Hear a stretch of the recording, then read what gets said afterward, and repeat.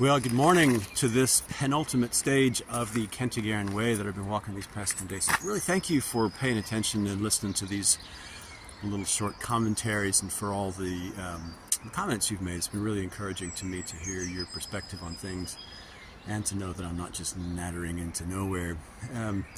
Good day yesterday, great day. My friend Paul joined me as I pointed out early on. Brought lunch for us, which was really a very welcome gift. Halfway through, when his pack was empty for lunch, he offered to take my tent, which I thought that is a tremendous gift, lightened my load considerably. And then the best part of all is when we got to Lanark yesterday, we literally swapped packs, and he's taken almost everything, leaving me with his pack, which I've put my waterproofs in, thankfully. I don't think I'm going to need today, and a few other sundries, including my lunch today.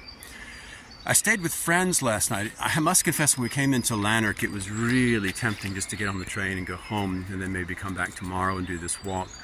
But I'd already spoken to my friends Chris and Rachel, and their lovely little daughter, Freya, who's my new best friend in the whole world. Friends from many years ago, and they said, yeah, of course you can stay the night. And I found out later that Chris had said to Rachel, you're not going to believe what John asked. And he told her, and she said, whatever, John's just random. So I thought that's pretty cool to have a reputation for randomness. But it was a real pleasure for me to stay with them, and I think for them to have me in their home. There's something about being a pilgrim that just as inherently puts you in a place of vulnerability and openness to people.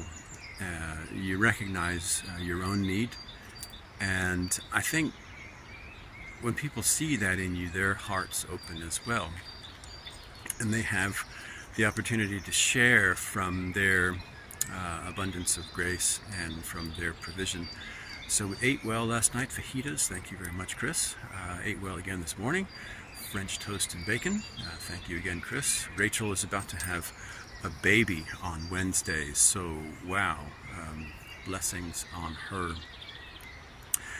There's something about prosperity that leads us to a place of loneliness and separation from each other. Andrew Root, a theologian in America, describes modern society as we hold ourselves behind walls and long driveways and darkened glass. And the more money we have and the more sense of security we have, the less we realize our need for other people, and the less inclined we are to ask for help, and maybe even the less inclined we are to give help. In spite of the abundance of what we have, we sometimes, our fists closed more tightly rather than more loosely. So that's been a real lesson for me along this journey, that it was a gift for me to receive, but I think it's also a gift for them to give. And I think that I found that all along the way, that when people realize you're genuine, that you're a seeker, that you're not there to rob them or to harm them in any way, that really the storehouses of grace really open up. And it's been my privilege. We've really lost something in our modern society with the fact that we don't know our neighbors. And Paul told me a story, a really heartbreaking story yesterday about a neighborhood, and there was one woman and her husband on that neighborhood that were suffering a really awful marriage. He was abusive and violent. And there was one night that she was afraid for her life, and so she left the house, and she called the only person that she knew, and that was her sister. And very sadly, her sister was not available, and so she went back to her house, and it was on that night that her husband killed her.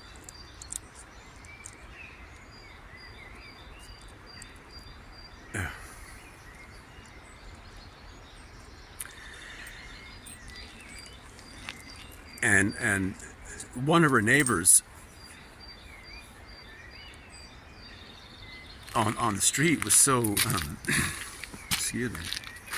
so moved by this that he started to do something really strange. He started to knock on his neighbors' doors in the weeks that followed and just asked them, can I sleep on your couch tonight? And he found the same thing that I've been defining, that some people said no, of course, because that's just a little bit of a strange request. But a lot of people said yes. And by that act of sharing a table, of sharing bed and bath and hospitality and grace, suddenly that neighborhood began to be slowly transformed.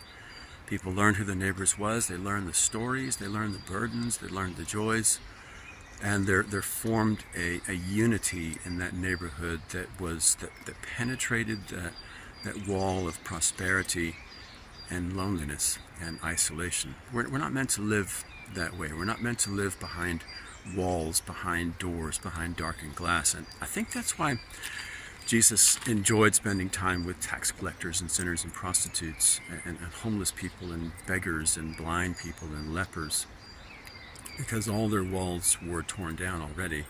They existed in a state of vulnerability, and because of that, they were open. They were open to receive His welcome. They were open to receive the graces of God poured out when they were coming. Also incredibly vulnerable to the weather, as I've learned how dangerous that can be. Vulnerable to people who would exploit them, which really places a contingency upon us who have to reach out to those who have not, that our societies might be transformed. I think that's the way that we're meant to live, and I think that's an expression of the kingdom of God in our midst, that it starts with our hearts and reaching out to help people who are vulnerable. But also learning to be vulnerable yourself and to recognize your own need, and in that need, reaching out to others whom you might know or might not know, as I've discovered in both instances. So tomorrow, I didn't plan this, but it's really worked out well. The destination, or the beginning point of the Kentigern Way, is Glasgow Cathedral, where Kentigern is purportedly buried. Incredible history to that place that dates back literally to the 6th century. And I'm told that in some of the myths of Kentigern that burial site became a pilgrimage site, and that people who went there often got healed of blindness or leprosy or lameness or whatever. So they would go to the grave site and get healed. And so I'm going tomorrow. Thankfully my body's in pretty good shape, but I got a long list of mental issues that I need to talk to Kentigern about. So I might be there a while. But yeah, tomorrow I'm going to go to worship with the church there. Maybe get a chance to speak about the Kentigern Way. And morning, hiya. Morning. And maybe get some healing for myself in ways that I may not even be aware that I need. So the plan is to go to worship and then to walk home. It's about the same distance that I'm walking today, about 14-15 miles. So I'm looking forward to meeting the people of Glasgow Cathedral, friends and strangers alike, and sharing with them the good news of this pilgrimage. And again, thanks for watching, and look for more in the days ahead. Bye.